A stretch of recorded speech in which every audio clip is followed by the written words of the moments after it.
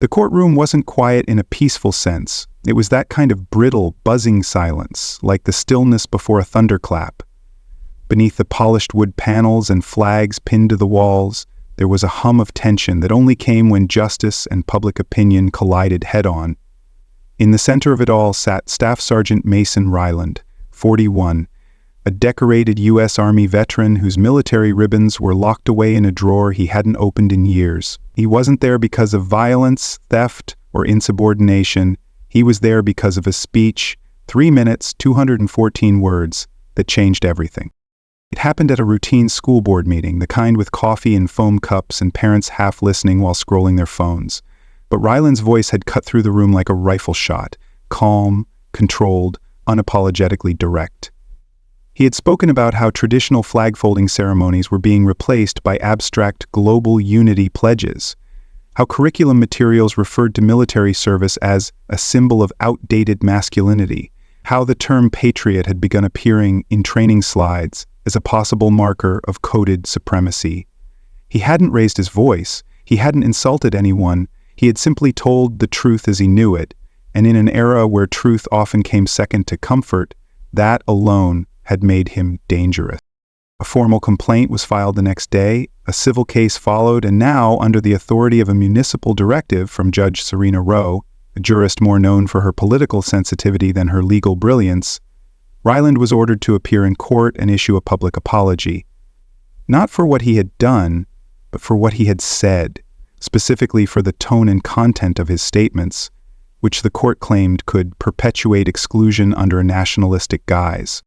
The courtroom gallery was packed, journalists hunched behind notepads and tripods, eyes shifting between the bench and the defendant.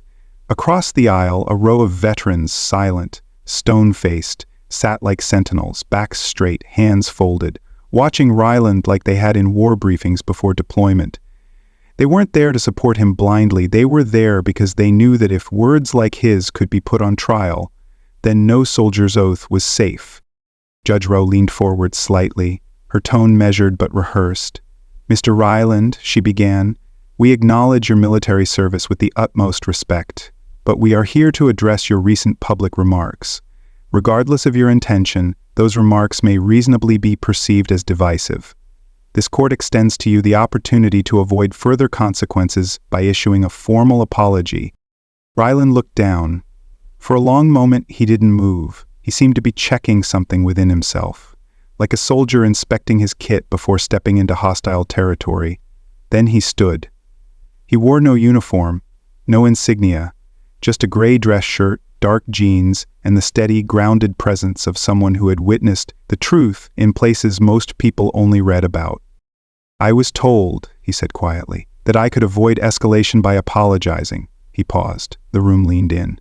"But let me be clear. I didn't come here to avoid escalation. I came here to measure just how far we've fallen." It was as if someone had opened a window and let the cold air in. Reporters stopped writing, recorders clicked on, a few heads turned toward the veterans in the back. Judge Rowe blinked, clearly not expecting this.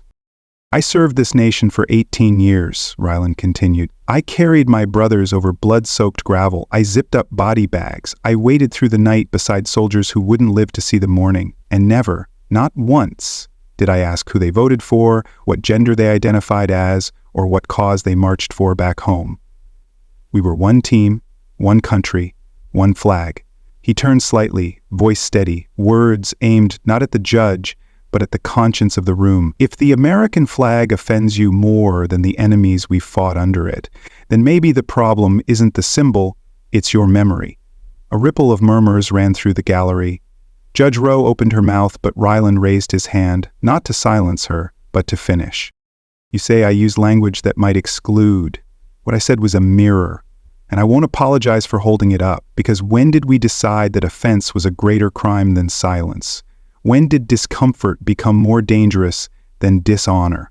The veterans behind him shifted, not out of defiance, but recognition. "You think I came here with clenched fists?" he asked, locking eyes with the judge.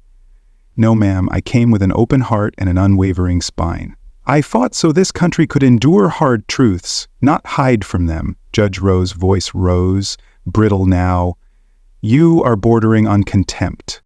"Then write it down." Ryland replied, his voice finally sharpening. "But don't confuse my restraint for guilt. And don't mistake my clarity for aggression." He sat down, and for the first time that morning, Judge Rowe had nothing to say.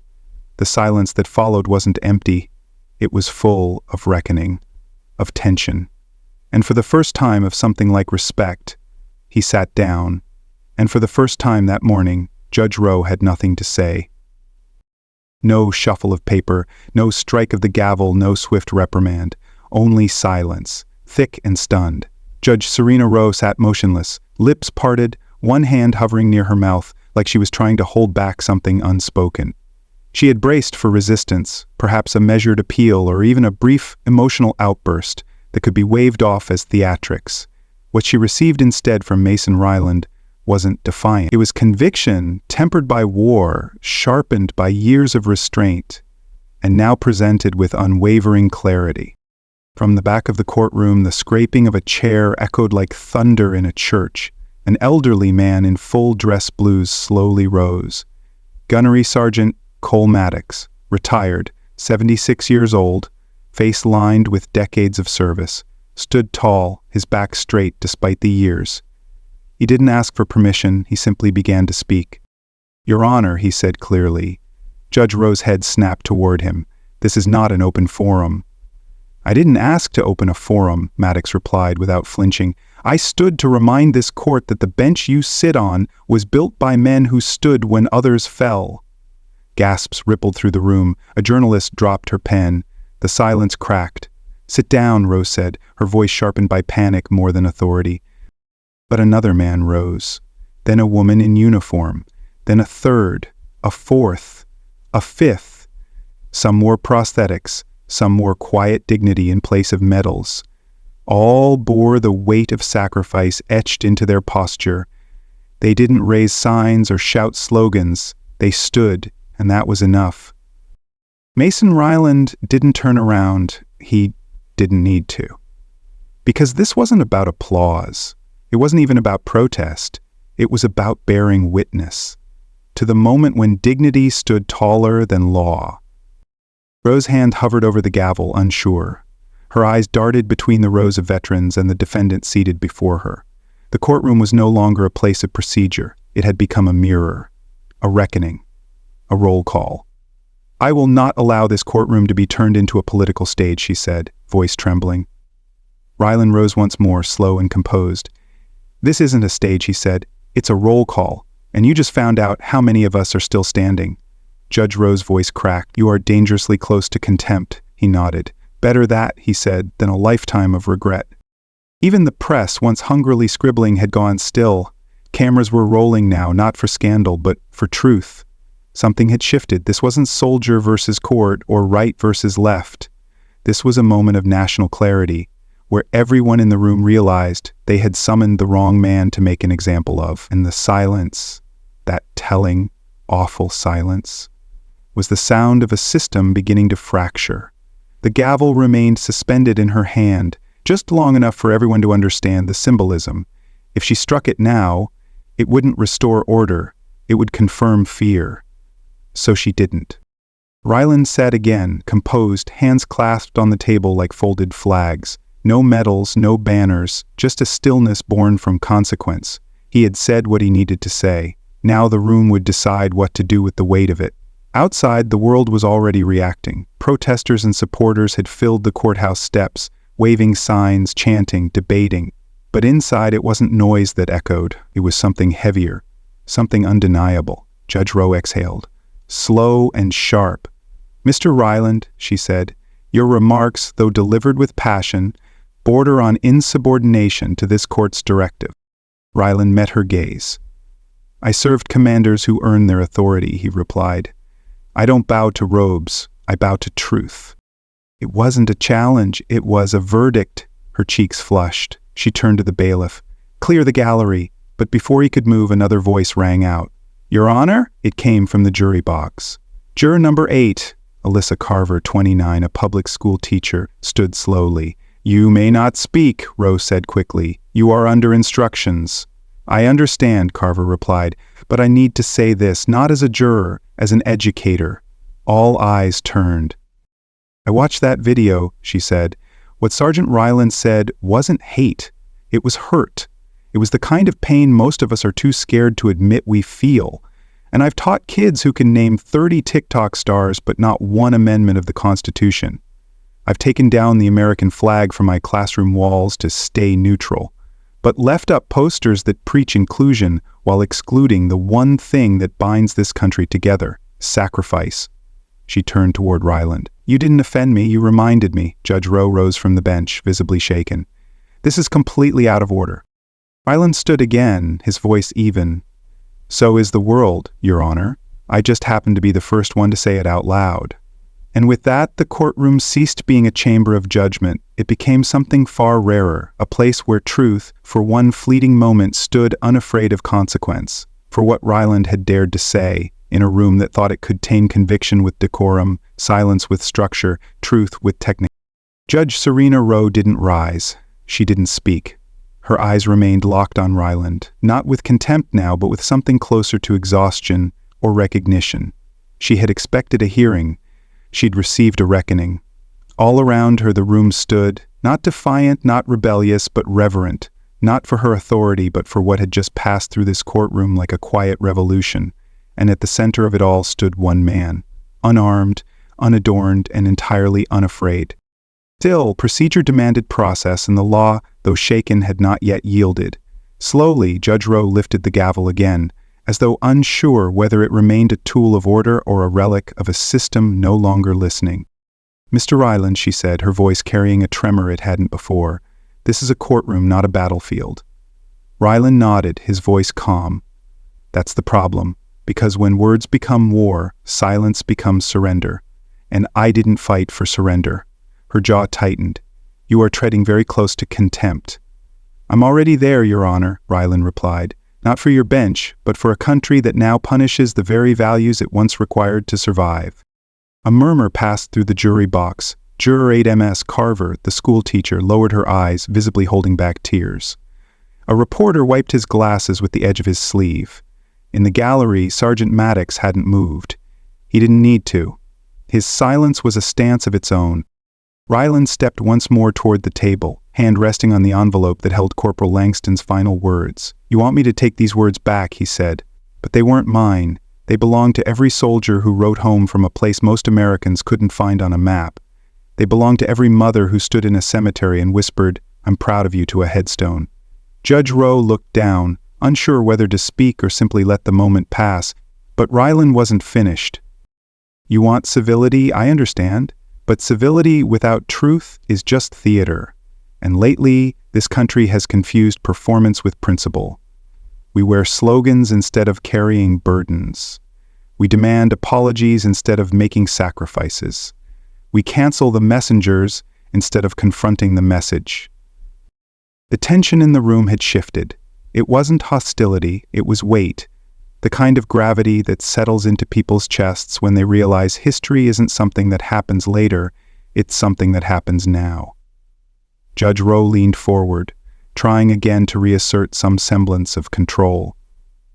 Mr. Ryland, if every citizen took it upon themselves to challenge the court this way— They wouldn't need to, Ryland interrupted gently, if the court remembered who it serves.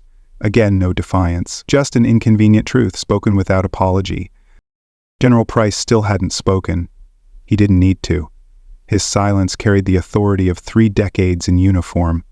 But now, slowly, he stepped forward, not to the stand, not to testify, but simply to place something on the defense table. A medal, a silver star, weathered and real. For Langston, he said softly, then returned to his seat. The entire room seemed to exhale in one breath. Ryland didn't touch the medal. He looked at it, then back at the judge. You see, he said, this is why we stand. Not for attention, not for rebellion, but because when the country forgets what these symbols cost, someone has to remind them. Judge Rowe blinked slowly. This hearing was supposed to evaluate the nature of your public comments, she said almost mechanically. The implications of your language— My language? Ryland echoed. Let's talk about language. You want to soften it, sanitize it, fine. But let me ask, what language did we use when we sent teenagers into the desert with rifles? What language did we use when we folded flags into triangles and handed them to mothers who didn't know how to breathe? His voice remained steady, but the tremor beneath it carried further than any shout. You can call my tone divisive, but the division was there long before I spoke. I just stopped pretending it wasn't. A long pause followed. Even the court stenographer had stopped typing for a moment, her fingers hovering above the keys, as if afraid to interrupt the stillness. Then, softly, Rose spoke again. And what would you have this court do? Ryland took a breath, deep and slow.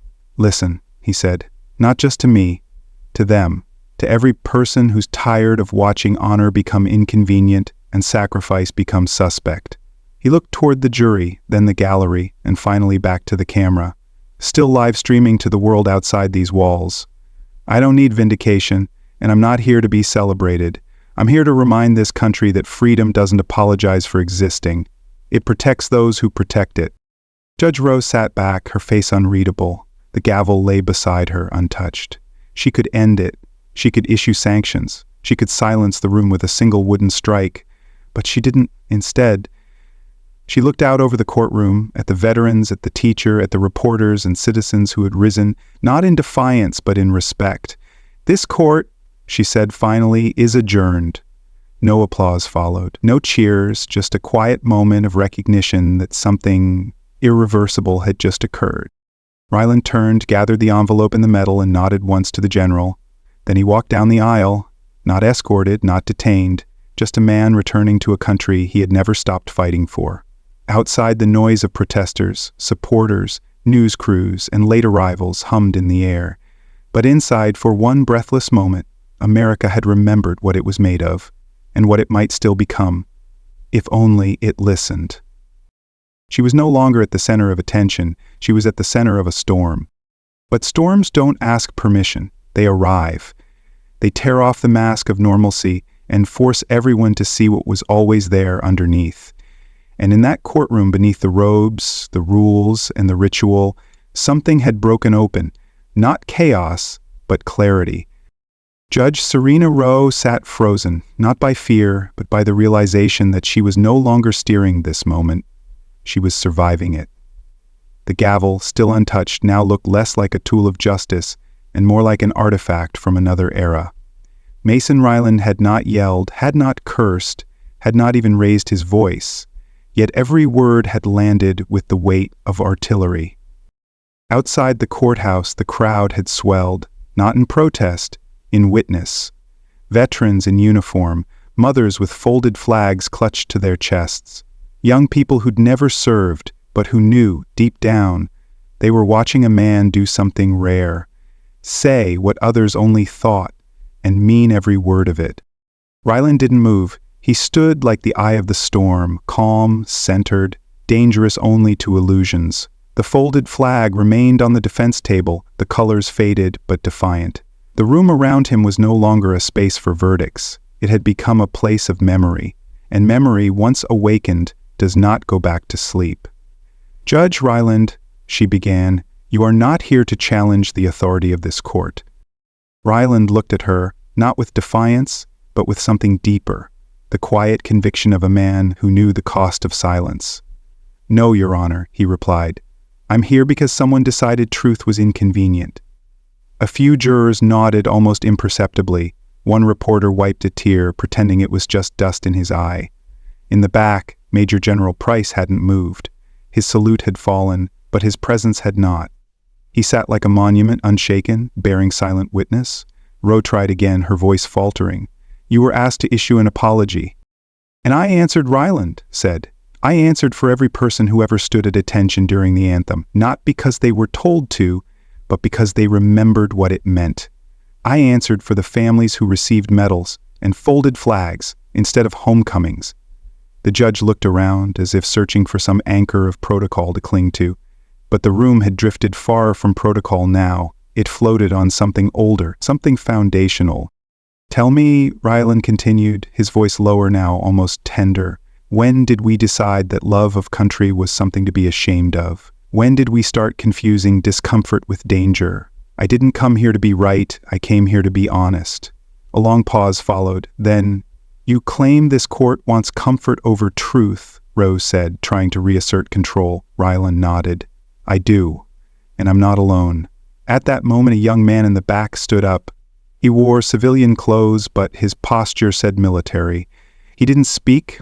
He didn't need to. Others followed, one by one, quietly, respectfully, a line of men and women standing, not in protest, but in solidarity.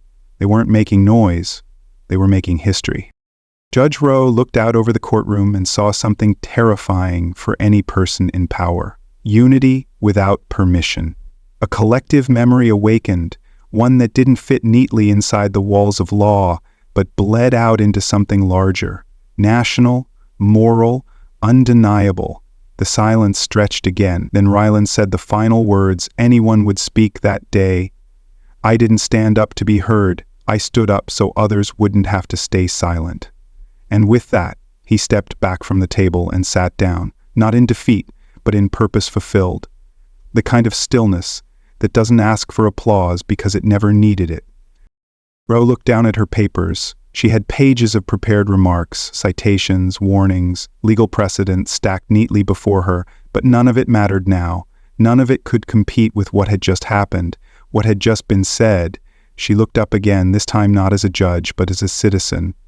"This court," she began, her voice shaking slightly, "acknowledges the testimony of Mr. Ryland, and while it was not what we summoned him to provide, it has been heard. No ruling. No fine, no contempt charge, just a single sentence carved out of resignation. And reality." Mason Ryland nodded once. He had not won in the legal sense. He had not lost either. He had simply stood, and standing, as it turned out, was more powerful than anyone in that courtroom had anticipated. The storm hadn't ended, but it had moved, and in its place, something unexpected had settled over the room. Not closure, not resolution, but a fragile kind of reverence, because storms don't ask for permission. They change the sky.